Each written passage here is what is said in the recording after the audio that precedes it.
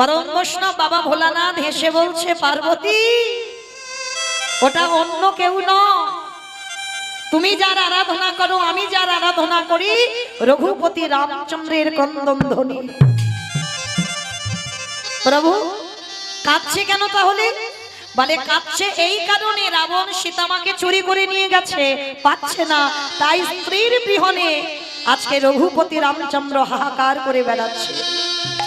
কারণ বাবা রামচন্দ্র তো তিনি মর্যাদা পুরুষোত্তম, এ তো আর কৃষ্ণ অবতারে নয় যে ভগবানের 16,108টা স্ত্রী ছিল, 8 জন পাট রানী। রামচন্দ্র কিন্তু এটা করতে পারবে না। রামচন্দ্র ওই একটাই ভরণী ছিল, আমার সীতামা।